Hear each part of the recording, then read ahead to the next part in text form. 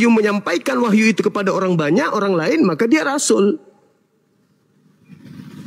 Nah, ini ada perbedaannya. Sedangkan Nabi menerima wahyu untuk dirinya sendiri dan tidak wajib menyampaikan kepada orang lain. Nah, sedangkan atau Paulus membawa hukum baru. Nah, sedangkan Paulus itu menulis surat untuk dirinya atau untuk orang lain? Untuk orang lain. Berarti dia adalah rasul, berarti dia adalah nabi yang menerima. Rasul adalah nabi yang juga bertugas menyampaikan wahyu kepada umat manusia dan membawa syariat baru untuk mengubah tatanan masyarakat. Nah, sekarang menurut Anda ada bedanya sedikit. Iya, nabi adalah yang menerima wahyu untuk dirinya dan tidak berkewajiban menyampaikan kepada orang lain. Tapi kalau rasul, dia adalah nabi yang wajib menyampaikan apa yang diterima itu kepada orang lain. Itu perbedaannya kan? Iya. Nah, sekarang Anda paham enggak kalau Paulus itu nabi? Enggak.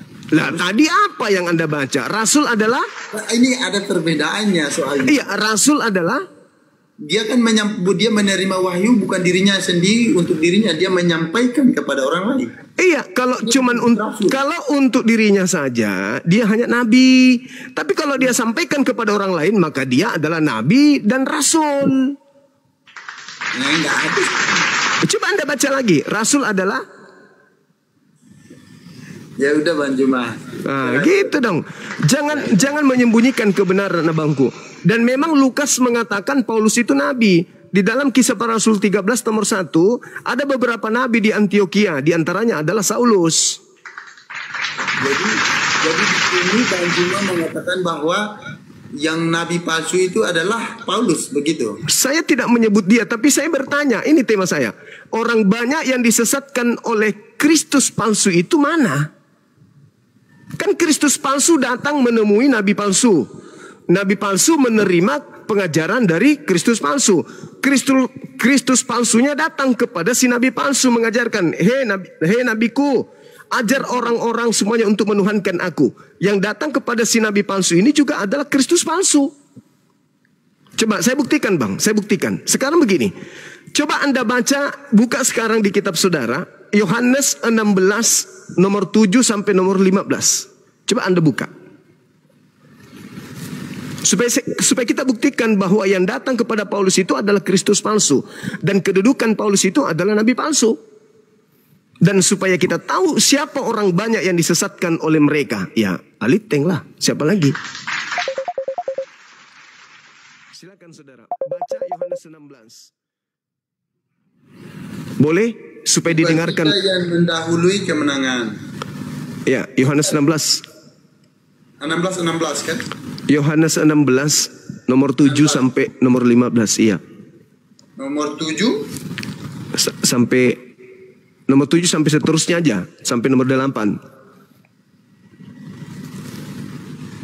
Namun benar yang kukatakan ini kepadamu adalah lebih berguna bagi kamu jika aku pergi. Sebab kalau aku tidak pergi, penghibur itu tidak akan datang kepadamu.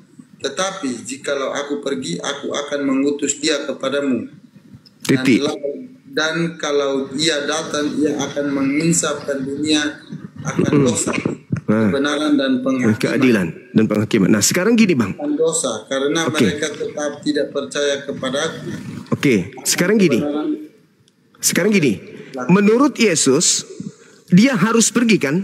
Sebab kalau dia tidak pergi, maka roh kebenaran itu tidak datang, betul? Betul. Nah, menurut saudara, ketika Yesus sudah terangkat ke langit di tahun 33, yang datang siapa? Roh kebenaran atau yang datang siapa Bang? Roh kebenaran. Nah, roh kebenaran. Terus yang datang kepada Paulus siapa? Enggak ada hubungannya di sini dengan Paulus. Loh, abangku, di situ dikatakan adalah benar yang kukatakan kepadamu, lebih baik aku pergi, adalah lebih baik jika aku pergi. Sebab kalau aku tidak pergi, maka seorang penolong lain itu, penghibur itu tidak akan datang. Maka aku harus pergi supaya dia datang. Artinya setelah Yesus pergi, bukan Yesus yang datang, tapi penolong lain. Nah, sekarang yang dimaksud di sini adalah roh kebenaran. Oke, nah sekarang yang datang kepada Yesus di padang gurun, yang datang kepada Paulus siapa? Yang datang kepada Paulus? Iya. Yesus Siapa? menampakkan diri karena Yesus Yesus telah menjadi kemuliaan. Lah, enggak ada. Yang datang bukan Yesus aku. telah bangkit. Yang datang bukan aku. Yang datang adalah penghibur lain. Ayo bang, ayo lembutkan hati bang, lembutkan hati. Ada dua yang datang setelah Yesus. Kata Yesus, yang pertama adalah penolong lain. Yang kedua adalah penyesat. Nah, penolong lain ini tidak mengaku Yesus, tapi penyesat ini mengaku Yesus. Pertanyaannya, yang datang kepada Paulus mengaku siapa? Yesus. Berarti kesimpulannya yang datang kepada Paulus ini adalah Mesias palsu atau asli? Dia akan memuliakan aku, tapi di sini intinya di 13. Tetapi apabila ia datang, yaitu Roh kebenaran, dia akan memimpin kamu ke dalam seluruh kebenaran. Sebab ia tidak akan berkata-kata dari dirinya sendiri, tetapi segala sesuatu yang didengarnya itulah dan akan dikatakannya, dan ia akan memerintahkan kepadamu hal-hal yang akan datang. Nomor 14-nya? Ia akan memuliakan aku, sebab ia akan memberitakan kepadamu apa yang diterimanya daripadaku. Kita ambil poinnya di situ bang. Dia akan memuliakan aku. Sekarang menurut Paulus, yang mati dengan jalan terkutuk di atas salib itu siapa? Yesus. Roh kebenaran ketika datang mengatakan Yesus terkutuk atau memuliakan Yesus? Ini ada lanjutannya. Ia akan memuliakan aku, sebab ia akan memberitakan kepadamu apa yang diterimanya daripadaku. Sekarang pertanyaannya adalah, ketika Paulus mengaku bertemu dengan Yesus, apakah dengan mengatakan Kristus telah menebus kita dari kutuk hukum Taurat dengan jalan menjadi kutuk, apakah itu memuliakan? Sebab ada tertulis, terkutuklah orang yang digantung di atas tiang salib. Apakah itu memuliakan Yesus? Di situ abang, ini menurut yang saya ketahui ya, di situ Yesus mengambil alih kutuk yang seharusnya diterima oleh manusia. Bukan berarti Yesus yang dikutuk, karena Yesus tidak pantas dikutuk karena Yesus tidak berdosa. Nah, terus kenapa dikatakan Kristus mati dengan jalan kutuk kalau begitu? Karena memang itu yang visi dan misinya Tuhan untuk menyelamatkan. Inilah sesuatu yang selalu difitnahkan. Memakai nama Yesus, penyesat itu datang memakai namaku, padahal aku tidak pernah mengajarkan itu. Coba bayangkan abang, coba bayangkan.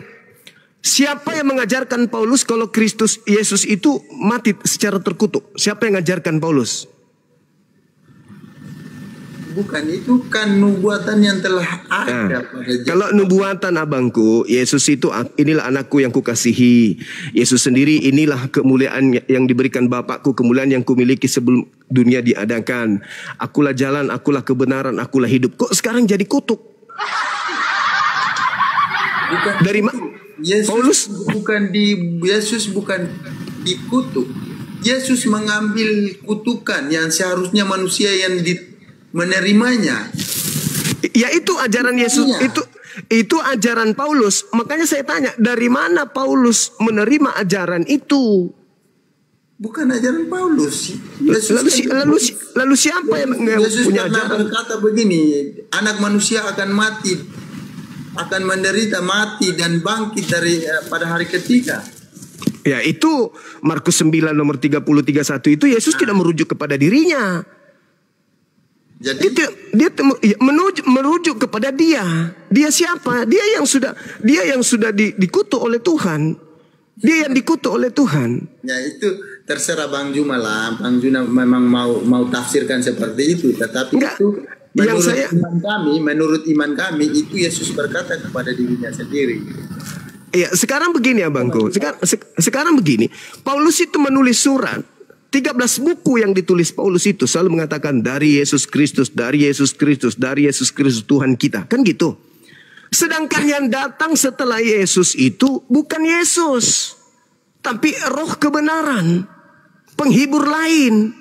Harusnya Paulus itu mengatakan, siapakah engkau Tuhan? Akulah penghibur lain. Nah, itu baru kena.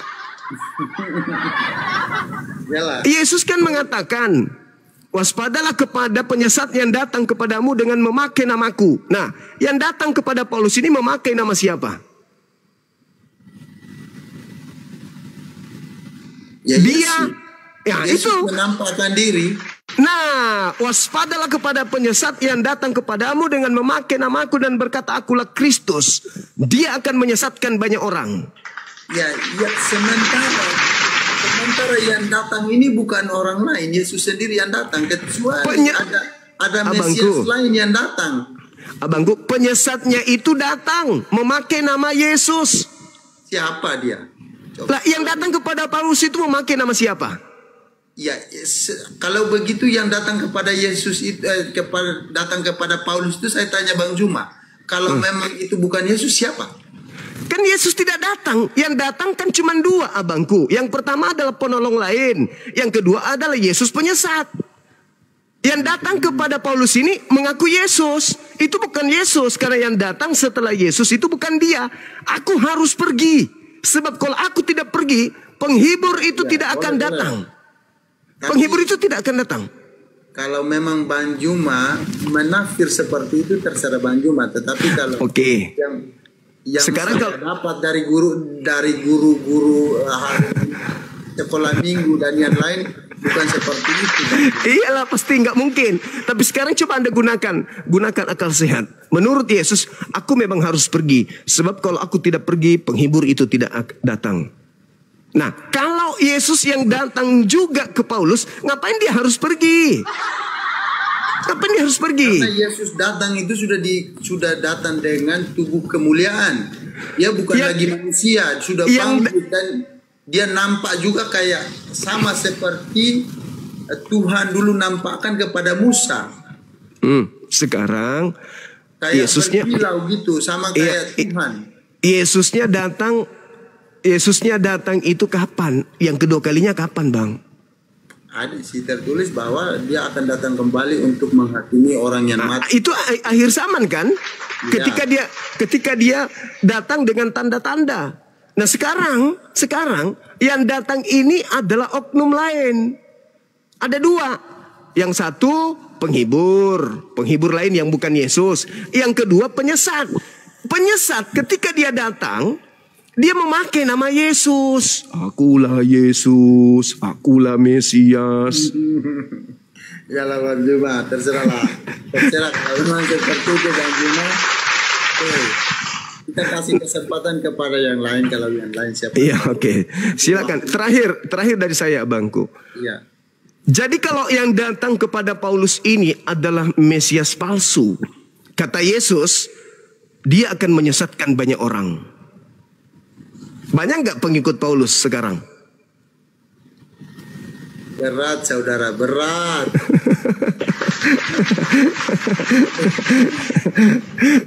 Allahu Akbar, Masya Allah. Boleh? Abang mau istirahat? Mungkin saya aja yang lain. Saya nggak enak karena banyak yang antrian juga mau debat dengan. Oke. Saya baik. Dengan Bang Juma saja nggak selesai juga. Baik. Kalau memang, Masya Allah, makasih. Itu ya harusnya Bang Juma kasih kesimpulan terakhir dari rangkuman dari pembahasan kita tadi. Kalau memang seperti itu menurut Bang Juma, ya kalau menurut pemahaman saya tidak seperti itu. Jadi jika ada kata-kata saya yang salah, saya minta maaf. Iya, baik Bang. Saya juga demikian adanya. Oke, makasih ya Bang ya. Oke, makasih. Karena makasih, di bawah banyak typingan bahwa saya pansos. Oh, enggak lah, namanya diskusi, kok pansos pula. Ya, jadi enggak, saya kasih kesempatan kepada yang lain yang mau berdiskusi. Oke. Baik. Makasih ya Bang Juma. Makasih Bang. Malam. Ya, turunin saya Bang Juma. Oke, siap. Makasih ya Bangku.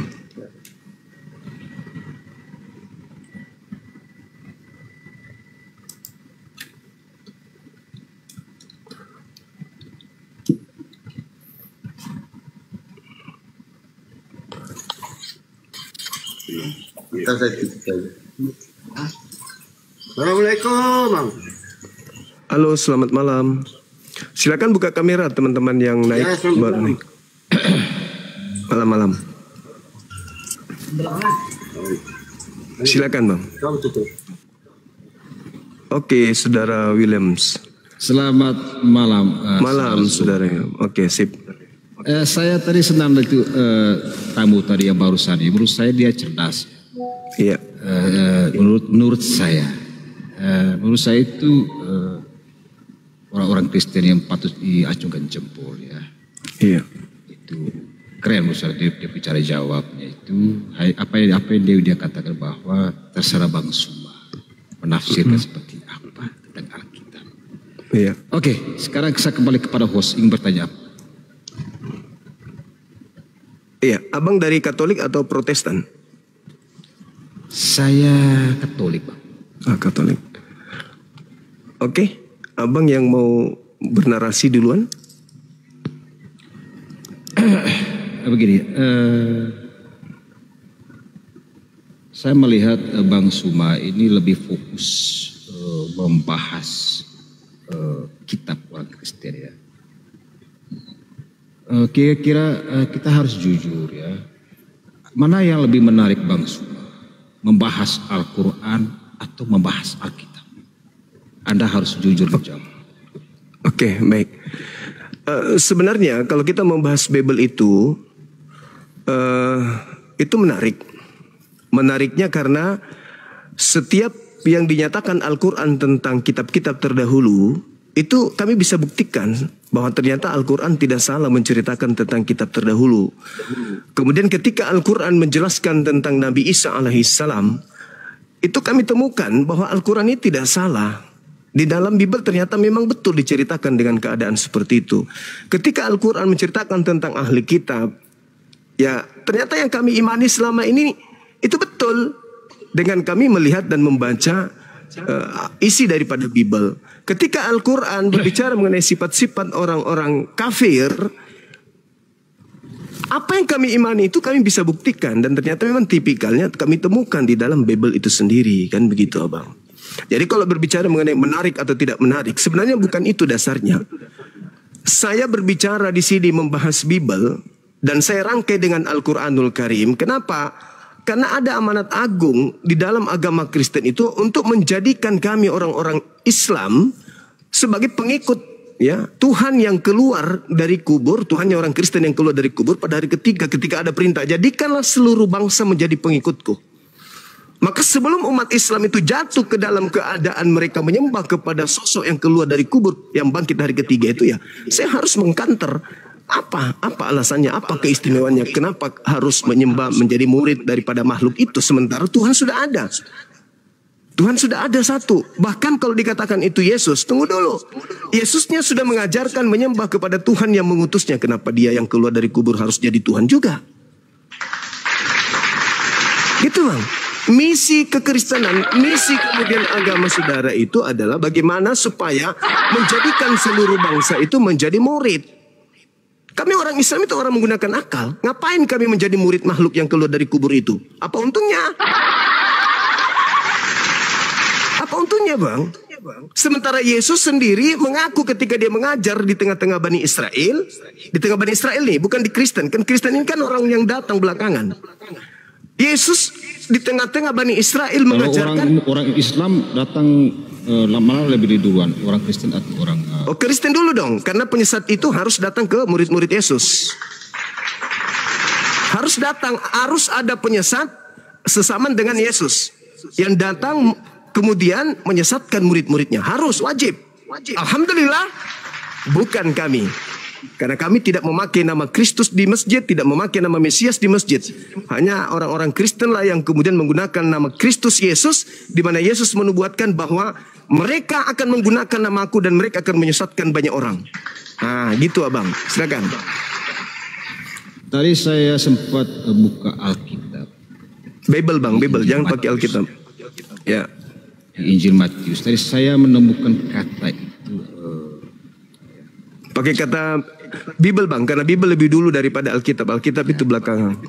Jadi saya ingin baca ini singkat aja. Ini pengakuan Petrus.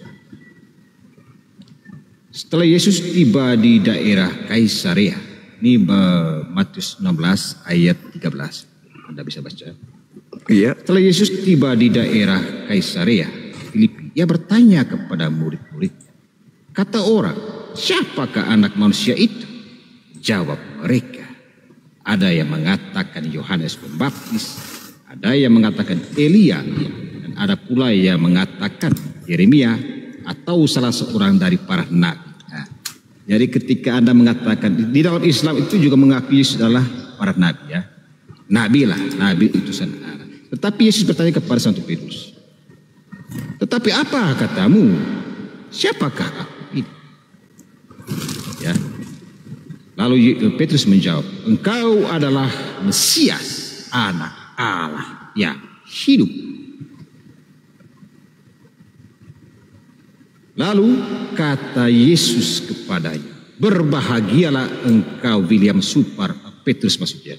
Berbahagialah engkau Simon bin Yunus, sebab bukan manusia yang mengatakan itu kepadamu, melainkan Bapa-Ku yang di surga. Apakah Anda bisa mengerti itu kata-kata? Ngerti lah bang. Jadi artinya dengan ucapan Yesus dan ucapan murid-muridnya termasuk Simon bahwa Yesus itu adalah Mesias, utusan Tuhan, iya hamba Tuhan, itu udah jelas tuh. Berarti ada Kristus baru, ada Kristus baru yang dilantik nanti setelah penyaliban. Ini Yesus sudah Kristus dari sejak, iya. Ada Kristus baru yang dilantik setelah penyaliban. Sedangkan Yesus ini sudah diketahui oleh orang-orang Yahudi bahwa dia adalah Kristus dari sejak lahir. Siapakah aku ini menurut engkau wahai Simon? Engkau adalah anak Allah, engkau adalah Mesias anak Allah. Ya, benar. Lalu siapa itu bang yang dilantik menjadi Kristus setelah penyaliban? Yang dilantik setelah penyaliban? Iya, siapa itu? Kisah Para Rasul 2 nomor 36. Jadi orang-orang Israel, orang-orang Yahudi harus tahu bahwa Yesus yang kau salibkan itu telah dijadikan menjadi Tuhan dan Kristus. Itu siapa itu? Bukankah orang-orang Yahudi sudah tahu bahwa pada hari ini telah lahir bagimu? Yang lahir ini adalah Kristus kan? Terus kenapa ada Kristus baru setelah penyaliban? Di mana itu? Di kitab mana bahwa ada Kristus setelah penyaliban? Kisah Para Rasul. Saya pegang kata-kata ada. Di Alkitab mana bahwa Bible bang, Bible. Alkitab itu datang belakangan. Bible. Di dalam Kisah Para Rasul. Apakah sesuai dengan apa yang Anda katakan bahwa setelah penyaliban ada Kristus palsu? Ada Kristus baru. Terserah kalau Anda mengartikan palsu ya itu derita. Ya, maksudnya ada tertulis benar di Alkitab. Ada dong banyak ya, pun. Di kitab berapa? Kisah Para Rasul 2 nomor 36. Ya, kita gak boleh ngarang-ngarang loh, Bang. Jadi kita harus. Saya Muslim bang. Saya bukan Kristen. Saya Muslim kebetulan. Iya. Jadi semoga Muslim juga jangan ngarang-ngarang loh. Kan bukan. Ya justru karena itu Muslim itu tidak ngarang.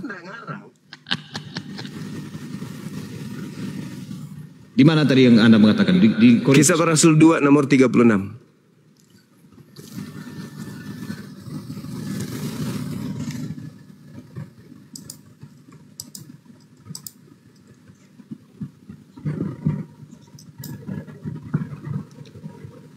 Saya senang teman yang barusan tadi yang turun. Bagus kalau dua orang yang tamu keren.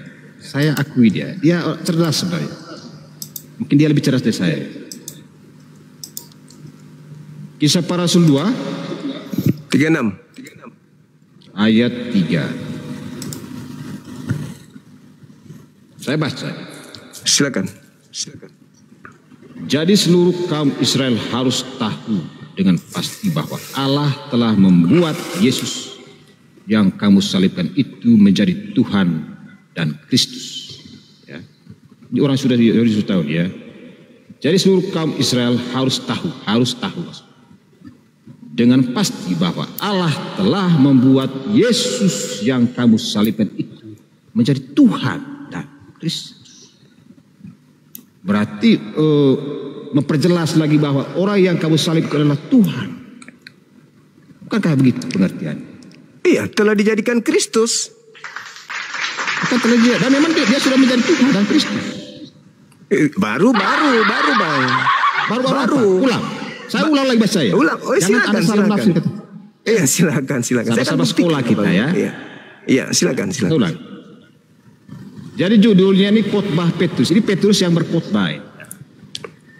Jadi perlu di Kisah Para Rasul, tetapi perikopnya ini khotbah Petrus. Jadi jangan disalahartikan loh. Saya udah paham itu, Bang. Jadi ini Petrus yang mengatakan kepada orang Yahudi, teman-teman.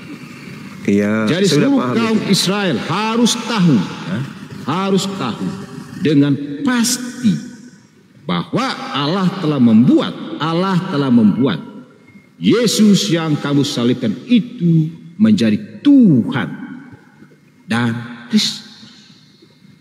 Nah, sekarang permasalahannya, Anda tahu nggak? Anda tahu nggak bahwa Kristus itu sejak lahir? Bagaimana? Pada hari ini telah lahir bagimu. Kan ini kan perkataan Petrus. Iya. Dia berusaha, dengar dulu bro. Dia berusaha meyakinkan orang-orang Yahudi. Ya. Karena di penulisannya Petrus loh. Iya. Itu Lukas. Yang menulis Lukas. Enggak, khotbah Petrus ini loh. Memang di penulis ini kan Kisah Para Rasul. Ini loh khotbah Petrus ini pas Anda terlihat ini. Iya, tapi Lukas yang menulis. Tetapi kan khotbah Petrus. Jadi Lukas yang menulis, tapi khotbah si Petrus yang. Iya, tahu itu nubuat tentang Daud. Iya. Nubuatan Daud yang dikhotbahkan Petrus itu. Ya, silakan aja Anda lanjut. Iya. Jadi anggaplah ketika Yesus lahir itu di tahun 1, telah lahir kemudian Kristus di tahun 1. Di tahun 33 terjadi penyaliban. Lalu dikatakan tahun 33 ada manusia yang disalib telah dijadikan menjadi Kristus. Padahal yang asli sudah Kristus dari sejak lahir. Ada baru menjadi Kristus nanti setelah disalibkan. Kenapa bisa demikian? Coba Anda baca nomor 29 sampai nomor 33. Nah, kalau si Petrus sudah tahu lah bahwa Yesus itu Tuhan dari sejak lahir. Hanya orang Yahudi yang belum tahu, itu yang dia ungkapkan. Oh enggak, bukan gitu ceritanya. Kalau si Petrus murid-muridnya sudah tahu lah bahwa itu tahu, tapi yang disalib ini bukan guru mereka.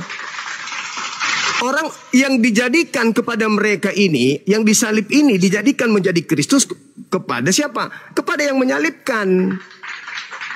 Angkatan jahat disampaikan bahwa angkatan jahat ini kepada mereka yang mereka salibkan itu ya dijadikan menjadi Kristus dan Tuhan mereka. Kalau Anda baca dari data 29 sampai nomor 40, Anda tamat di situ. Anda paham pastinya. Makanya orang-orang yang menyalib orang tersebut, mereka bertanya, apa yang harus kami lakukan? Apa kata Petrus? Bertobatlah kalian. Bertobatlah. Berilah dirimu diselamatkan dari angkatan jahat ini. Tinggalkan pemahaman itu. Kan gitu. Amin. Nah, sekarang yang menyalibkan Yesus itu adalah angkatan benar atau angkatan jahat, Bang? Yang menyalibkan Kristus waktu Yesus di bumi. Iya. Ya, orang Yahudi dan orang Romawi waktu itu. Iya, itu angkatan jahat atau angkatan benar? Angkatan jahat. Namanya orang yang merencanakan pembunuhan itu orang jahat, masa orang benar? Nah, iya, angkatan jahat. Jadi kebangkitan pada hari ketiga itu, kebangkitan hari ketiga itu adalah tanda untuk angkatan jahat. Jadi orang yang percaya kepada kebangkitan hari ketiga adalah angkatan jahat. Itu jelas itu. Dan Yesus sudah katakan itu ketika mereka minta tanda, orang Farisi minta tanda. Guru, berikan kami tanda. Apa kata Yesus? Angkatan jahat dan angkatan tidak setia ini minta suatu tanda dan tidak akan diberikan satu tanda apapun selain tanda Yunus. Sebab 3 hari 3 malam dalam perut bumi si Yunus, demikian juga Anda manusia akan berada dalam perut bumi 3 hari 3 malam. Berarti kebangkitan hari ketiga itu adalah tanda untuk angkatan jahat. Bang Sima, Anda cocoknya ini jadi pendeta. Ya, mengapa saya bilang Anda cocok jadi pendeta? Anda itu seperti sudah diarahkan ke pengikut Yesus. Kalau saya jadi pendeta, Bang, orang semua jadi Islam nanti jadi mualaf semua. Enggak, kenapa Anda masih bertahan di Islam ketika Anda lebih cinta dengan pembahasan Alkitab? Lah, Kok jadi cinta, Bang? Saya mengarahkan orang-orang Secara untuk menggunakan logika, ini. secara logika Menggunakan anak akal sehatnya. Kristen tahu bahwa si Suma itu cinta pada pada Kristen. Abangku, agama Kristen itu datang di bawah penjajah ke Indonesia untuk menjadikan Nusantara ini menjadi penganut agama Kristen. Kami umat Islam menolaknya. Kami tidak mau menyembah makhluk yang keluar dari kuburan. Kami tidak mau menuhankan Tuhan yang dilantik oleh Tuhan. Orang Israel harus tahu bahwa Yesus yang kau salibkan itu telah dijadikan menjadi Tuhan. Hanya orang yang kurang akal lah yang mau menuhankan manusia yang baru dilantik menjadi Tuhan. Tidak mau kami, Bang. Karena Tuhan itu sudah ada. Tuhan itu sudah ada. Nah, bagi angkatan jahat, karena mereka jahat, maka diberikan kepada mereka Tuhan sendiri. Itu, Bang, Al-Quran sudah mengatakan itu di dalam surah Al-A'raf ayat 27. Aku Tuhan menjadikan iblis menjadi Tuhan mereka karena mereka tidak beriman. Mantap sekali Al-Quran saya itu, abangku. Jadi kata Al-Quranul Karim sama seperti khotbah Petrus. Orang Israel harus tahu bahwa Yesus yang kau salibkan itu telah dijadikan menjadi Tuhan bagi kalian. Telah dijadikan menjadi Kristus bagi kalian. Kalian siapa? Angkatan jahat. Makanya mereka yang menyalibkan itu baca nomor 40-nya. Apa yang harus kami lakukan? Bertobatlah kalian dari angkatan jahat ini. Itu. Seperti itu, abang. Jadi makanya tema ini orang banyak yang disesatkan Kristus itu yang mana? Ya, siapa lagi pengikut Kristus di muka bumi ini kalau bukan Kristen? Itulah yang dimaksud. Menurut saya Anda keren, ya. Anda keren. Maksudnya begitu, teman-teman. Untuk mengaku Yesus Tuhan dan tidak, walaupun dia berada di luar Kristen, no problem menurut saya. Kenapa dimatikan mute-nya, Bun? Capek juga saya bicara sendiri.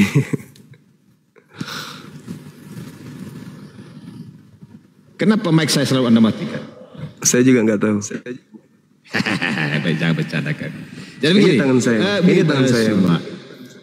Saya senang ketika Anda itu membahas Alkitab. Malah menurut saya Anda lebih jago daripada pendeta-pendeta.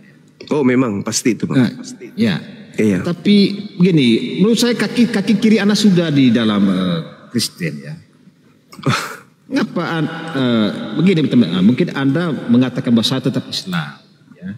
Begini, jika Anda mau jujur, kenapa Anda tidak mau bahas Al-Quran supaya saya cintai Islam gitu? Ya. Ketika Anda bahas Alkitab, itu membuat orang semakin cinta kepada Kristen. Saran saya kepada Anda, jika Anda mau mendapatkan umat Islam, Anda harus fokus membahas Al-Quran. Itu sudah ada, Bang. Ada ustadku, ada ulama-ulama saya, ada justru dai. saya, Anda juga, justru saya, Anda tuh punya karunia kata-kata yang bisa meyakinkan. Yusuf Ya, alhamdulillah, saya umat sudah Islam. lihat dia live, bro. Alhamdulillah. Anda lebih keren loh. Alhamdulillah, Anda lebih keren. Saya gerakan jujur. misionaris di Indonesia udah mulai melemah karena adanya saya. Enggak, sehingga justru dengan Anda membuat perdebatan itu akan semakin orang Kristen itu semakin nakal dia. Dia akan semakin keras mencintai Kristen. Silakan Maksud saya aja. begini, teman-teman. Dan umat Ya. Islam akan semakin Saya kuat nggak tahu, memegang teman-teman. akidahnya. Ketika orang Islam menghina orang Kristen, itu semakin membuat saya baca Alkitab. Sebelumnya saya tidak pernah baca Alkitab. Ya, mudah-mudahan Ya. Anda keluar dari Kristen segera. Justru saya mengatakan begini, ketika Zuma live itu membuat orang Kristen rajin baca Alkitab. Nah, setelah Iya. kalian rajin baca Bible, pakai ini. Pakai ini, jangan pakai Ya, dogma. logika. Pakai ini, jangan pakai Kalau William imani saja. Supar itu berlogikanya keren banget. Oke. Ya. Sekarang coba saya urai. Coba saya uji abang ini. Ketika Ya, di Yohanes 16 nomor 7 nomor 8 Yesus berkata, adalah lebih baik jikalau aku pergi, sebab kalau aku tidak pergi maka penghibur itu tidak akan datang. Pertanyaan saya, menurut data itu yang datang setelah Yesus pergi siapa? Roh Kudus. Yang datang kepada Paulus di padang gurun siapa? Roh Kudus. Mana ada? Berarti Anda cuma baca Roh doang. Kudus, ya. Jadi Ya, siapakah jadi Roh engkau? Kudus itu Siapakah engkau Tuhan? mendatangkan Paulus. Jadi yang melihat itu cuma Siapakah? Paulus. Siapakah engkau Tuhan? Akulah Yesus. Iya, karena begini, Aduh, Roh Kudus itu kan jelas dia berwujud Yesus. Loh, aduh, Dan yang pengirimnya Yesus Kristus. Aduh, mulai lagi ngaco. Itu makanya Bang, kenapa orang Kristen itu tidak bisa melemahkan iman kami umat Islam. Meskipun tiap malam saya baca ini, saya semakin kuat di Islam. Karena kenapa? Orang Kristen bermusuhan dengan Bibelnya. Yesus berkata, masalahnya Al-Quran itu sudah selesai baca. Yang datang setelah aku adalah penghibur lain. Aku harus pergi supaya penghibur itu datang. Ternyata yang datang kepada Paulus adalah justru Yesus. Maka tidak nyambung. Iya. Paulus itu salah naskah. Paulus itu salah skenario. Harusnya Paulus itu baca dulu Yohanes, baru dia bikin surat. Lukas itu salah cerita. Yesusnya mengatakan, aku harus pergi. Sebab kalau aku tidak pergi, maka roh kebenaran itu tidak datang. Dengar dulu. Jangankan Paulus, saya juga pernah melihat Yesus dalam mimpi. Nah, bisa tidak bersaksi seperti Paulus loh. Kata Yesus di dalam Matius itu kata Yesus di dalam Matius 24 nomor 23 dan seterusnya. Jadi apabila ada orang berkata ada Yesus di sini, ada Yesus di sana, jangan kamu percaya. Jika Yesus datang dalam mimpi itu bagaimana? Oh, tidak bisa, karena yang datang setelah Yesus menurut Yesus bukan Yesus. Oh, berarti Yesus bukan Tuhan kalau begitu. Lah memang bukan. Yang mengajarkan Yesus Tuhan kan cuma berarti Anda. Sekarang ya Tuhan siapa? Pencipta langit dan bumi yang disembah Yesus. Ya siapa? Bisa diberi siapa gak Tuhan? Orang Yahudi menyebutnya Elohim, kami menyebutnya Allah. Ya, Allah itu Anda bisa mengenal dari mana Allah? Dari alam semesta ini, sanurihim. Kekuasaan Allah diperlihatkan di alam semesta. Pencipta memperlihatkan keberadaannya dengan menciptakan alam ini. Dengan melihat alam ini, maka orang yang punya akal sudah tahu, oh Tuhan itu ada. Nggak mungkin alam ini ada kalau Tuhan itu tidak ada. Jadi gimana caranya Anda bisa tahu bahwa Allah yang menciptakan? Iya dong. Lalu siapa yang menciptakan alam semesta ini? Yang menciptakan alam semesta ini siapa? Ya. Yang menciptakan alam semesta ini. Bagaimana Anda bisa mengetahui bahwa Allah benar yang menciptakan alam semesta kalau bukan tanpa Alkitab? Kalau bukan Tuhan siapa lagi? Kalau bukan Tuhan siapa lagi? Alkitab, Anda tidak akan tahu siapa Allah sebenarnya menciptakan. Tetapi karena di dalam Islam mengaku bahwa kitab Taurat dan Zabur itu sudah diakui di dalam. Sehingga ngaco. Ilmu kosong, kepala sombong, mulut lebar, nggak ada otak. Maaf Bang, saya turunkan orang yang tidak punya ilmu tapi kayak kelihatan biar dianggap kayak berilmu tapi kosong. Maaf ya Bang ya. Lebih suka saya orang yang bodoh mau belajar daripada orang kosong tapi tak ada isi kepala. Maafkan saya. Anda harus belajar dulu 500 tahun baru hadapi saya diskusi. Silakan, selamat malam Ki Said. Buka kamera dong. Assalamualaikum Bang Juma. Waalaikum, silakan. Dari mana? Katolik, Protestan? Muslim Bang, saya Muslim. Oh, oke. Ada perintah. Halo, selamat malam. Buka kamera. Halo. Iya, buka kameranya Bang. Biar diskusinya lebih asik kita berbicara. Aduh, gelap di sini memang kau cuma penyesat terus buat umat-umat ini. Kau kenapa kayak gitu? Kayak makhluk kuburan keluar hari ketiga. Kau ini penyesat. Kamu harus dengan saya. Penyesat itu memakai nama Yesus Kristus. Penyesat itu memakai nama Yesus Kristus. Saya nggak pakai nama itu di agama saya. Cuma ini di agamamu. Ingat di dalam Matius 24. Ya. Kamu agamamu Matius 24. Anda bisa bicara ganti-gantian kan?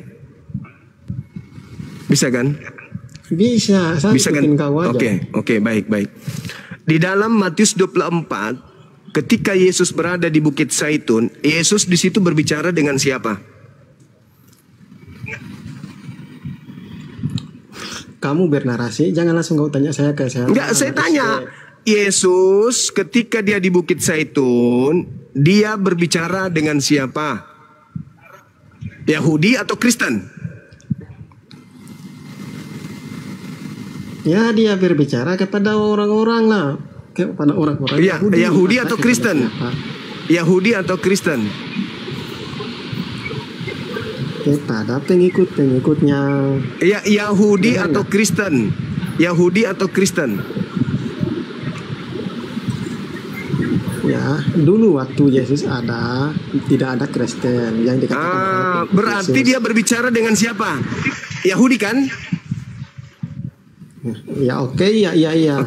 Oke, dengarkan dengarkan saya. Ketika Yesus berkata, Oke. waspadalah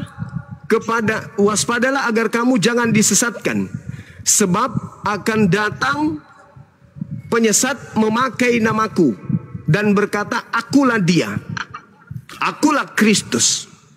Pertanyaan saya, siapa di luar Yahudi yang datang kemudian kepada murid-murid Yesus mengaku memakai nama Yesus Kristus padahal mereka bukan orang Yahudi? Itu siapa?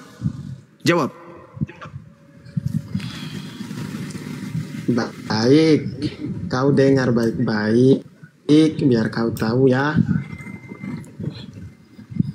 Ya, pertanyaanmu tadi itu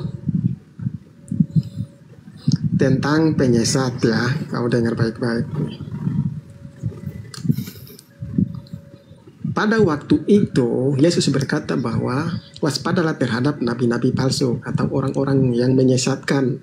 Ya, yaitu yang mereka datang mengatakan bahwa aku ketemu Yesus di sana, aku ketemu Yesus di situ, ya. Itu mereka memakai namaku. Ya. Ya, tetapi itu adalah orang-orang yang menyesatkan, ya. Itu adalah setan untuk menyesatkan ya orang-orang. Di luar Yahudi itu siapa? Di luar Tapi Yahudi kau harus itu siapa? tahu. Di luar Yahudi itu siapa? Langsung aja jawab. Kau diam dulu, panik sekali. Di kau. luar Yahudi yang Tenang, mengaku-ngaku membawa-bawa nama Yesus Kristus, mengaku pengikut Kristus. Di luar Yahudi itu siapa? Iya, makanya aku mau jawab di luar Yahudi, ya.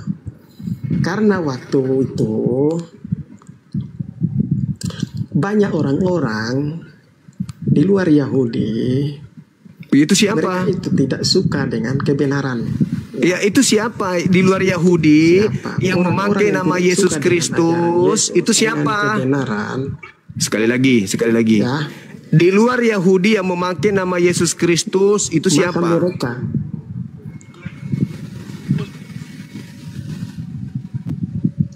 kau dengar dulu ya, jaringan putus-putus, makanya saya juga kurang dengar suaramu ya. Biar kau jangan menyesatkan orang. Di luar Yahudi yang memakai nama Yesus Kristus itu siapa? Itu mengatakan Ya, mereka itu sesuatu siapa? itu, Mereka itu siapa? Mereka itu siapa? Mereka di luar Yahudi yang datang kepada murid Yesus Dengar nggak membawa suara nama saya? Yesus Mereka Kristus itu. itu siapa? Di luar Yahudi, di luar murid-murid yang ya tadi, itulah orang. di luar dari murid-murid yang tadi, ada kelompok asing dari luar kepada mereka, datang kepada murid-murid yang tadi dengan mengatasnamakan Yesus. Dia datang, kami juga muridnya, kami juga adalah pengikutnya. Di luar daripada kelompok yang tadi, itu siapa?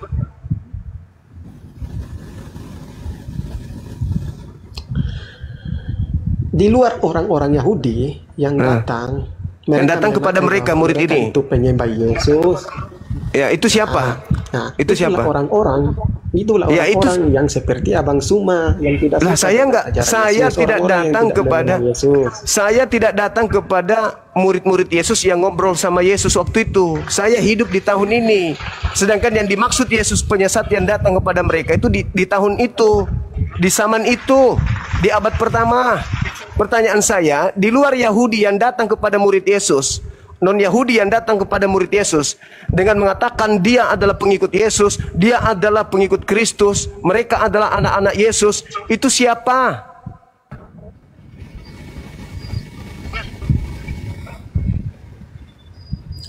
Iya, yang aku bilang tadi, itulah orang-orang seperti Abang Suma, ya.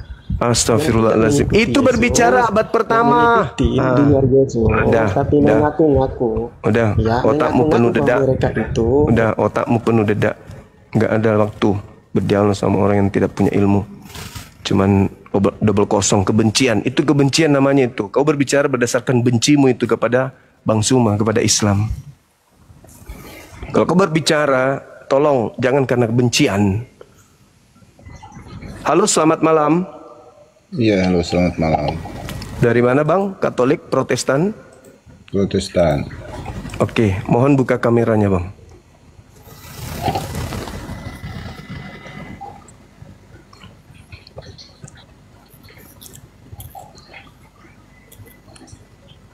Oke, selamat malam Bang ya. Iya, iya. Oke. Abang sudah mendengarkan kami tadi berdiskusi? Mendengarkan, tapi cuma sebagian saja orang yang saya dengar. Oke. Jadi gini Bang. Kalau di dalam Al-Quran orang-orang Yahudi itu membuat makar terhadap Nabi kami Isa alaihissalam yang datang kepada mereka. Mereka berupaya kemudian untuk membunuh Nabi Isa alaihissalam. Tetapi mereka tidak berhasil membunuhnya. Kata Al-Quran kami, wa qaulihim, karena ucapan mereka, mereka dihukum. Nah, ternyata dari barat ada ajaran yang kami sebutlah Kristen Katolik yang mengajarkan bahwasanya mereka pengikut Yesus Kristus. Nah, setelah kami merujuk, ternyata yang kalian maksud itu adalah Nabi Isa di kami. Seorang manusia yang suci, lahir dari seorang perawan. Dalam Al-Quran diceritakan, ternyata di Bible itu diceritakan ibunya bernama Maria, dia bernama Yesus Kristus. Setelah kami pelajari, ternyata ada amanat agung. Kami harus menjadi murid dari makhluk yang kalian tuhankan yang keluar pada hari ketiga dalam kubur, dari kubur. Nah, tentu kami nggak mau dong. Sebelum kami tahu Yesus Kristus yang kalian bawa itu Yesus Kristus yang mana?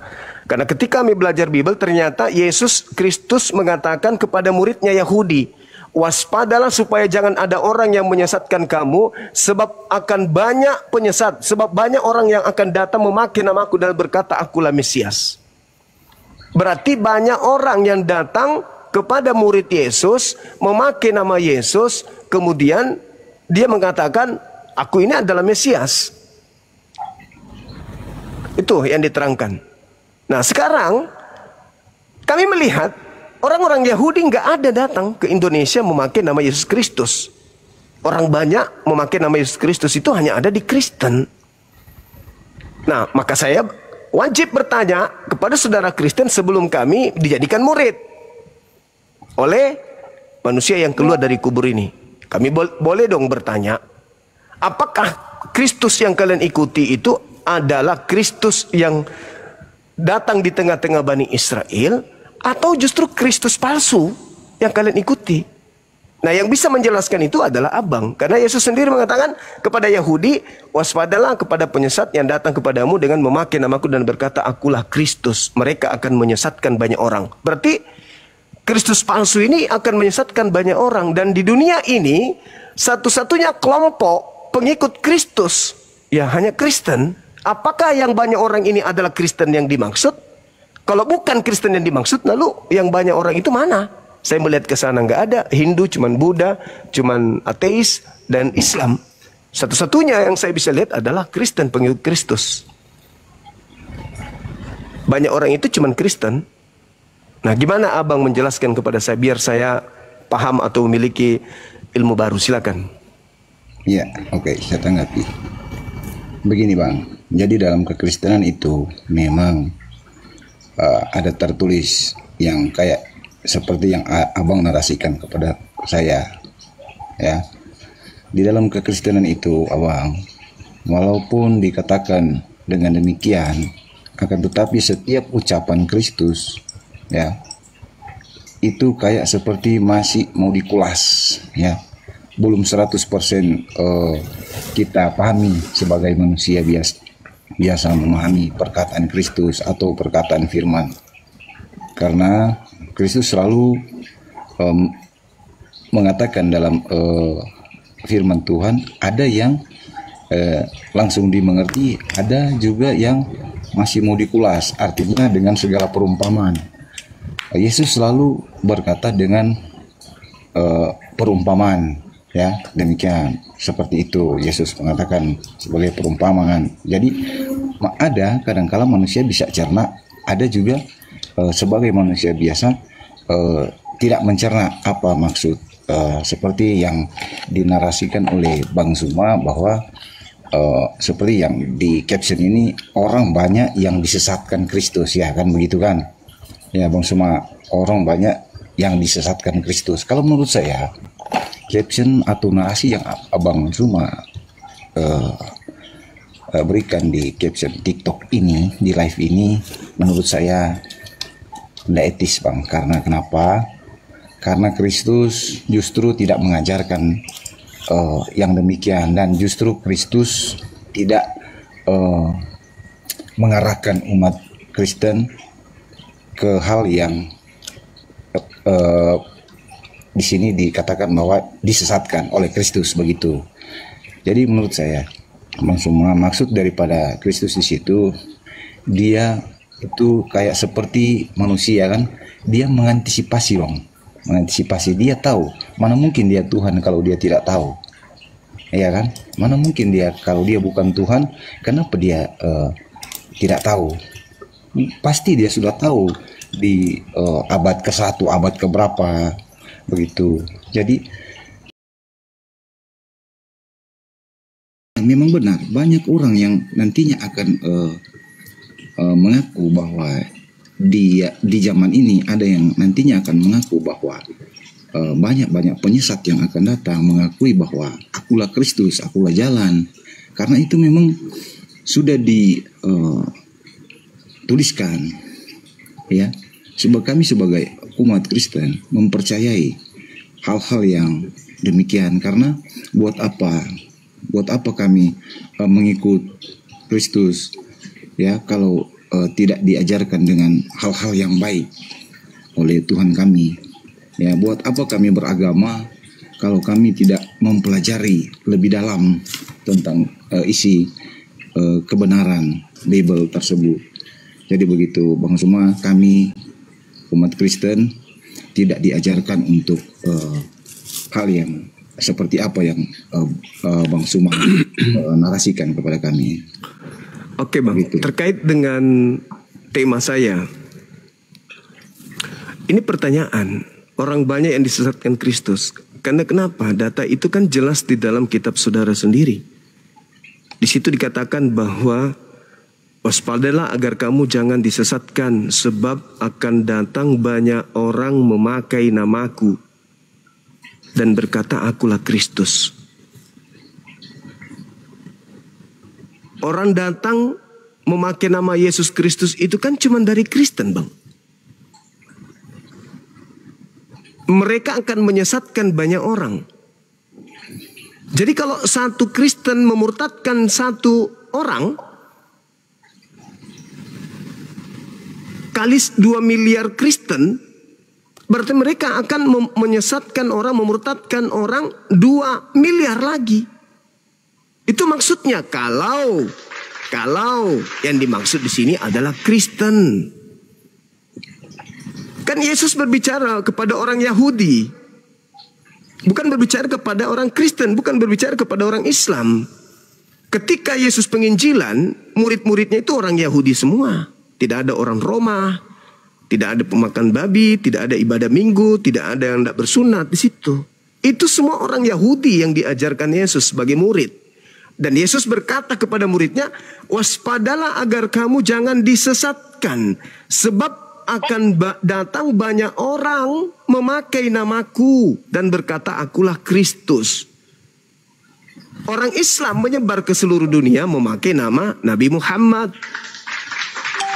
Orang Buddha Siddhartha Gautama, orang Hindu Krishna, orang Kristen Yesus Kristus. Jadi yang menggenapi itu siapa? Sederhana aja kita mikir kan. Kalau itu tidak terjadi berarti Yesus pembohong. Harus tergenapi, harus terjadi. Siapa orang banyak yang memakai nama Kristus ini? Kalau orang Yahudi sudah nggak ada lagi. Satu-satunya kandidat, ya mohon maaf, kalian harus terima dengan lapang dada, suka tidak suka. Itu yang pertama. Yang kedua, ketika kita berbicara histori, waspadalah agar kamu jangan disesatkan. Kamu di situ kan orang yang hidup di abad pertama, yaitu murid-murid Yesus yang sedang bercakap dengan Yesus di Bukit Zaitun. Berarti itu personilnya, oknumnya, person yang ada pada saat itu. Bukan di luar orang mereka, tetapi mereka. Pertanyaannya, siapa yang datang kepada murid-murid Yesus yang bukan murid Yesus, tapi ngaku-ngaku, aku murid Yesus loh, aku ketemu dengan Kristus loh, Taurat itu sudah dibatalkan karena Kristus loh, kita tidak wajib lagi sunat karena Kristus loh, kita boleh makan babi karena Kristus loh, kita sudah ditebus semua karena Kristus pakainya. Dia halalkan segala makanan karena memakai nama Kristus. Tuhan berinkarnasi menjadi manusia, meskipun dikatakan dalam Bilangan 2:3, aku bukan manusia, menjadi manusia karena Kristus. Waspadalah supaya jangan kau disesatkan, sebab akan banyak orang datang memakai namaku dan berkata akulah Kristus. Mereka akan menyesatkan orang. Siapa yang datang kepada murid Yesus mengaku-ngaku memakai nama Yesus dengan membawa pola atau aturan main yang berbeda dengan mereka murid Yesus? Silakan. Kalau begini ya Bang, kalau menurut saya seperti yang saya katakan tadi, kan tidak mungkin dia Tuhan kalau dia tidak tahu ya seperti apa yang nantinya akan terjadi ke depannya, kan begitu. Berarti dia sudah tahu kan? Begini, bentar Bang. Kalau memang yang seperti itu, Tuhan artinya begini, logika saja kita berpikir, masa ketika kita akui dia sebagai Tuhan, apapun yang ditulis di dalam firman, ini kan dia maksudnya dia seperti kayak misalkan rupa seperti bagaimana tanda warning begitu, tanda awas misalkan ya, tanda warning, jangan kan di situ disampaikan bahwa nantinya ada penyesat, artinya bukan dipastikan bahwa di situ memang tidak dikatakan Kristen atau tidak dikatakan Muslim ya, memang demikian. Yang disayangkan maksud Tuhan di situ adalah, ini menurut pemahaman saya ya, ini pemahaman saya, itu tertuju kepada umat manusia, kepada keseluruhan umat manusia yang memakai nama Yesus Kristus. Iya, karena di sini kita bentar Bang, di sini saya katakan, kami Islam enggak, Hindu enggak, itu pemahaman, Buddha enggak, itu pemahaman Anda. Kan memangnya kami pakai nama Yesus Kristus kok jadi kayak gitu, Bu? Cuman Kristen, cuman Kristen aja. Enggak ada yang lain, Bang. Bentar dulu. Kalau Bang Suma bernarasi bahwa itu bukan kalian, oke, enggak apa-apa. Ya memang bukan. Iya, enggak masalah. Nanti pembuktiannya kan nanti sendiri-sendiri yang nantinya akan keyakinan masing-masing kan. Ya kan, berbicara keselamatan nanti kan keselamatan masing-masing. Tetapi kalau untuk merujuk kepada Kristus menyesatkan orang, saya rasa tidak Bang, tidak seperti itu. Karena saya rasa tidak seperti itu. Ya, karena tidak mungkin dia menjadi seorang Tuhan kalau dia menyesatkan orang. Ya, kayak misalkan begini Bang. Coba, kalau menurut saya, coba Abang Suma kasih caption di sini, orang banyak yang disesatkan Kristus. Jadi kalau misalkan saya taruh di sini, orang banyak yang disesatkan Muhammad, bagaimana pendapat Abang? Iya kan? Jadi kan itu boleh. Iya. Kalau ada ucapan, sabar Bang. Kalau ada ucapan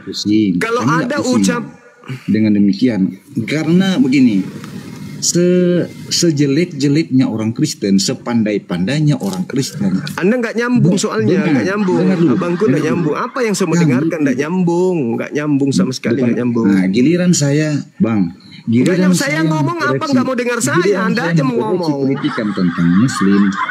Loh, Abang sudah saya mau berbicara boleh nggak? Dari tadi Abang berbicara. Anda nggak sadar, Anda nyerocos terus ini, Anda nyerocos terus, nggak pernah diam. Orang banyak yang disesatkan Muhammad, bagaimana itu? Oke, makanya saya jawab, Tuyul. Bagaimana? Kalau Nabi Muhammad pernah berpesan, waspadalah kepada penyesat yang datang kepada kamu dengan memakai nama Nabi Muhammad dan berkata, aku adalah sallallahu alaihi wasallam, maka kami akan waspada kepada oknum yang mengaku Nabi Muhammad itu. Tapi karena tidak, sabar dulu. Tapi karena tidak ada pesan itu kepada kami, kenapa kami harus waspada? Murid-murid Yesus dipesan, waspadalah agar kamu jangan disesatkan, sebab akan banyak orang memakai namaku dan berkata akulah Kristus. Mereka akan menyesatkan banyak orang. Jadi harus diwaspadai siapa? Yang harus diwaspadai adalah orang-orang yang memakai nama Yesus Kristus. Kalianlah itu.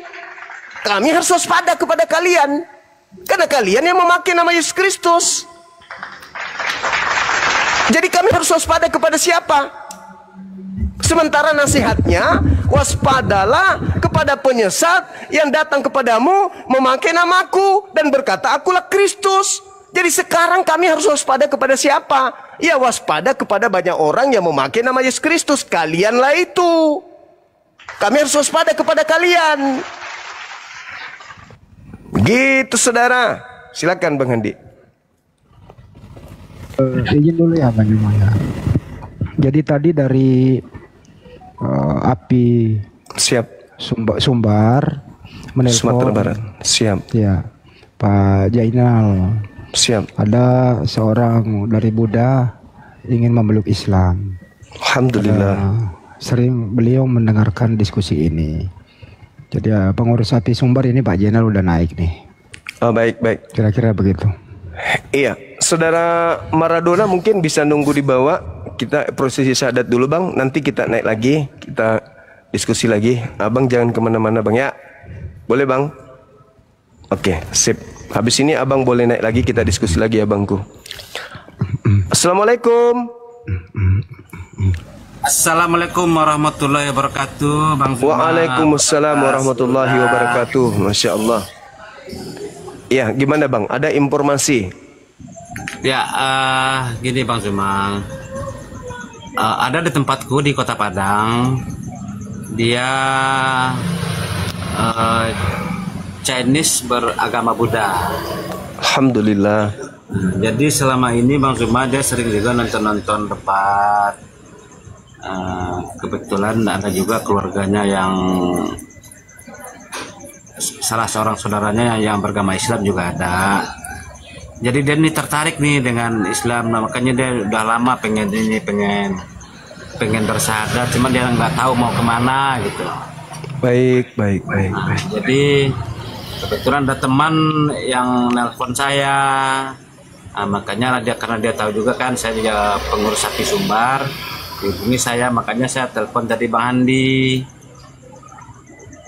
Iya Bang. Nah, yang mau syahadat sudah ada di kita. Ada. Nih KTP-nya pun udah dikirim.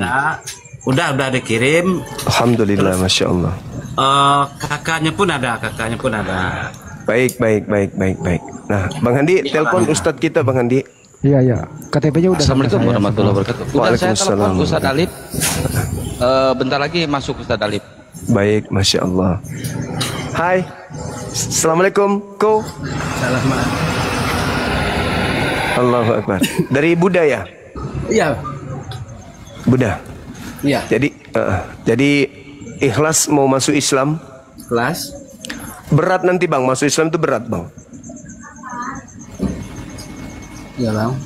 Sanggup kemudian mengikuti syariat hukum-hukum Islam, insyaallah. Insyaallah Bang. Ya, karena kita memang ciptaan Tuhan, harus tunduk kepada perintah Tuhan. Ya. Alhamdulillah. Gurunda, izin, ya. Gurunda. Silakan. Judulnya nutupin itu Gurunda. Itu apa? Muka. Oh, enggak apa-apa. Siapa namanya bro? Lupa saya. Siapa namanya? Namanya Oki ya Bang Andi. Oki. Saya mau nanya Bang Oki, kenapa memilih Islam? Kenapa nggak memilih Kristen? Kenapa memilih Islam? Kenapa nggak Kristen? Gitu ya. Karena sering gitu bang, sering dengar azan, tenang aja kan. Terus ngelihat itu kayaknya damai aja gitu bang. Alhamdulillah. Masya Allah. Lanjut. Subhanallah.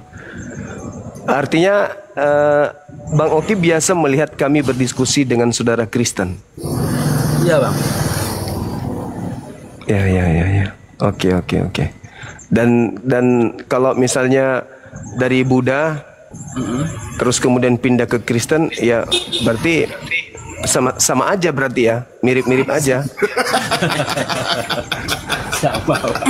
Sama, berarti dia cuma ganti baju doang, tapi konsepnya mirip, tidak sama tapi ada kemiripan gitu maksudnya. Ya. Ada kemiripan. Jadi menyembah kepada sesamanya makhluk kan gitu ya.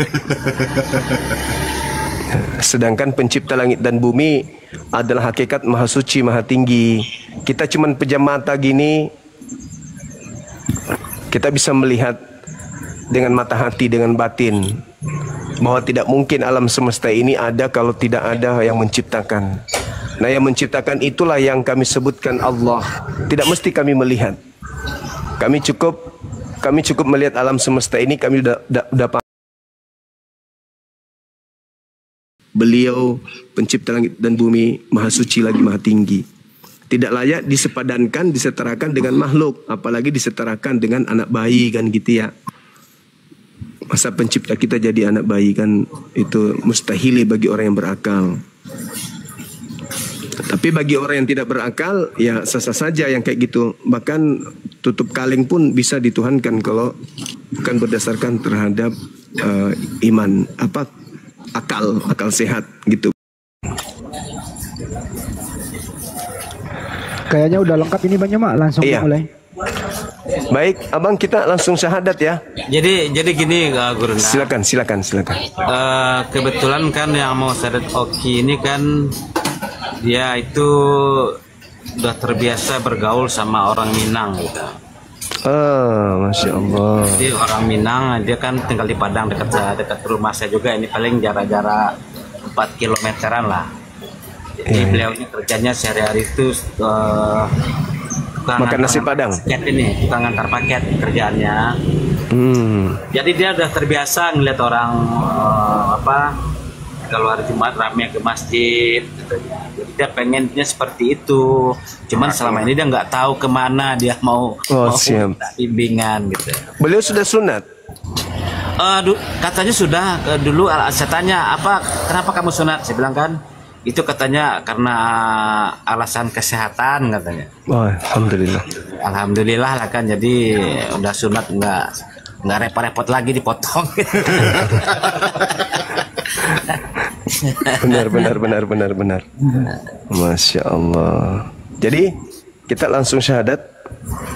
Boleh siap. Sudah siap Oki? Siap. Assalamualaikum warahmatullahi wabarakatuh. Waalaikumsalam warahmatullahi wabarakatuh. Waalaikumsalam warahmatullahi wabarakatuh. Assalamualaikum warahmatullahi wabarakatuh.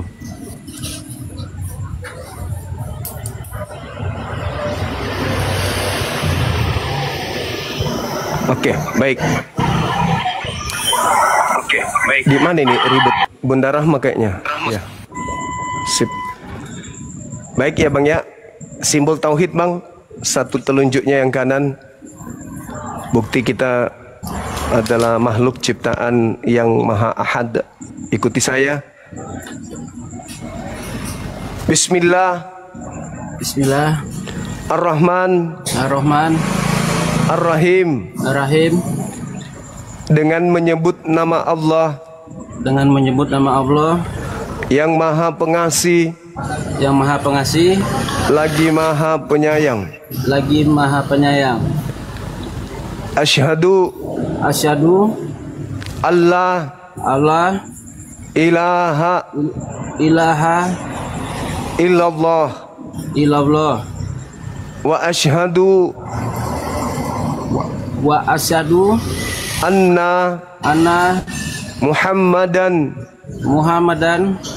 Rasulullah. Aku bersaksi bahwa tidak ada Tuhan selain Allah. bahwa tidak ada Tuhan selain Allah, dan aku bersaksi bahwa Nabi Muhammad adalah rasul utusan Allah. Allahu Akbar, sah, Masya Allah. Allahu Akbar, Masya Allah, Masya Allah. Baik, Alhamdulillah. Masya Allah, Subhanallah. Jadi saudara siapa namanya tadi? Novianti siapa? Oki. Bang Zuma. Iya, Masya Allah. Saudara sudah menjadi seorang Islam. Ya, Islam itu agamanya. Agama Islam itu punya aturan-aturan. Orang-orang yang mengikuti aturan Islam itu disebut Muslim. Jadi saudara saya ini sudah Muslim insya Allah. Ya, nanti setelah jadi Islam seperti ini belajar pelan-pelan Islam itu seperti apa, baru masuk Islam itu seperti apa yang harus saya lakukan. Jangan langsung frontal harus begini, enggak. Pelan-pelan aja, pelan-pelan. Insya Allah akan ada kebaikan. Ya, mudah-mudahan istiqomah. Saya minta adik saya atau guru saya untuk mendoakan saudara kita yang baru Muslim ini, baru Islam, dan tolong benar-benar khusyuk, ucapkan amin, amin. Ya, kita ini kecil, bahwa Tuhan pencipta alam semesta ini besar, maha segala-galanya. Ketika kita mengatakan kata amin, pencipta kita mendengarkan, pencipta kita kemudian melihat. Insya Allah diijabah, ya. Oke. Silakan Dinda atau Akhi didoakan sahabat kita. Ya, tafadhal Ustaz Alif. Baik, terima kasih guruku Fadil Sugi dan Gurunda Bang Zuma. Masya Allah, luar biasa, kabar gembira lagi mendekati miladnya Apologet Islam Indonesia. Guru kami makin disibukkan dengan membimbing ya saudara-saudara kita yang non-muslim untuk mengucapkan 2 kalimat syahadat. Sebelum kita lebih jauh, kami perlu mengetahui lagi juga dari saudara kita yang baru saja mengucapkan 2 kalimat syahadat. Apakah baru sendiri yang menjadi seorang muslim? Orang tua misal ayah ibu masih non muslim atau yang lain semua kerabat? Kita semuanya, orang tuanya, saudara-saudaranya. Orang tua masih non muslim. Ayah ibu. Sepupu yang Islam. Oke, adik kakak ada? Adik kakak ada. Oke, baik. Nah, di momen yang baik seperti sekarang ini, kita mohon kepada Allah, keluarga yang kita cintai, terutama orang tua, minta dilembutkan hatinya agar dia juga mengucapkan 2 kalimat syahadat. Amin. Kita mohon kepada Allah agar dimudahkan lidahnya untuk mengucapkan 2 kalimat syahadat. Begitu ya, saudaraku ya. Amin. Oke, baik. Tanpa mengurangi rasa hormat kepada guru semua, kita bermunajat kepada Allah sejenak. Bismillahirrahmanirrahim. Allahumma sholli ala Sayyidina Muhammad wa ala ali Sayyidina Muhammad kama shollaita ala Sayyidina Ibrahim wa ala ali Sayyidina Ibrahim wa barik ala Sayyidina Muhammad wa ala ali Sayyidina Muhammad kama barakta ala Sayyidina Ibrahim wa ala ali Sayyidina Ibrahim fil alamin innaka Hamidum Majid. Allahumma ighfir lana warhamna wahdina wa'afina warzuqna. Allahumma ya Allah, ighfir lana, ampunilah segala dosa-dosa kami ya Allah, dosa diri kami ya Allah, dosa kami yang telah lalu maupun yang akan datang ya Allah, dosa saudara-saudari kami ya Allah, dosa orang-orang yang kami cintai ya Allah, dan dosa seluruh umat muslim dimanapun mereka berada ya Allah, baik mereka yang masih hidup maupun mereka yang sudah wafat ya Allah. Ya Allah, terima kasih atas setiap karunia yang Engkau berikan kepada kami ya Allah. Warhamna. Ya Allah, nikmat terbesar yang kami terima adalah nikmat, yaitu nikmat Islam dan nikmat iman ya Allah. Malam ini kita semua saudara kami di sini menyaksikan ada yang mengucapkan 2 kalimat syahadat ya Allah. Ya Allah, lembutkan pula ya Allah hati mereka, siapapun mereka yang sampai detik ini masih dikeraskan hatinya, masih disusahkan lidahnya untuk mengucapkan 2 kalimat syahadat ya Allah. Barangkali di antara kami ada saudara kami ibu atau bapak kami atau adik kakak kami yang masih belum mau menerima kebenaran Islam ya Allah. Kami memohon kepada Engkau ya Allah, lembutkan hati mereka ya Allah. Lembutkan hati mereka ya Allah, lembutkan hati mereka ya Allah. Karena kami sangat rindu dan kami sangat mengharapkan berkumpul kembali di dalam kehidupan yang abadi, yaitu di jannah-Mu ya Allah. Amin. Ya Allah, berikan petunjuk juga kepada semua saudara-saudari kami ya Allah, dan tetapkanlah hidayah yang ada pada diri kami ya Allah. Berikanlah kami kekuatan dan kesehatan ya Allah, kemudahan dalam menjalankan setiap aktivitas dan rutinitas ya Allah, dan berikan kami pengampunan dari setiap kesalahan dan dosa ya Allah. Rabbana la tuzigh qulubana ba'da idh hadaitana wa hab lana min ladunka rahmah innaka antal wahhab. Ya Allah, jangan Engkau cabut hidayah itu yang ada pada diri kami ya Allah setelah Engkau berikan kepada kami ya Allah. Jangan sampai Engkau cabut hidayah itu ya Allah sampai ajal menjemput kami ya Allah. Sesungguhnya Engkau Maha Pemberi segala kebaikan. Rabbana afrigh alaina sabra wasabit aqdamana wangsurna alal qaumil kafirin wangsurna alal qaumil hasidin wangsurna alal qaumil munafikin. Ya Allah, kuatkanlah pendirian kami ya Allah, kuatkanlah pendirian guru-guru kami ya Allah, sehatkan mereka semua ya Allah, kuatkanlah mereka dan berikanlah pertolongan kepada mereka ya Allah. Wangsurna alal qaumil kafirin, berikanlah pertolongan kepada kami semua ya Allah dalam menghadapi kaum-kaum kufar yang selalu menyerang agamamu ya Allah. Wangsurna alal qaumil hasidin, dan berikanlah pertolonganmu kepada kami semua ya Allah dalam menghadapi kaum-kaum hasad ya Allah. Wangsurna alal qaumil munafikin, dan berikanlah pertolonganmu kepada kami dalam menghadapi kaum-kaum munafik ya Allah. Rabbana hablana min azwajina wa dzurriyyatina qurrata ayuni waj'alna lil muttaqina imama.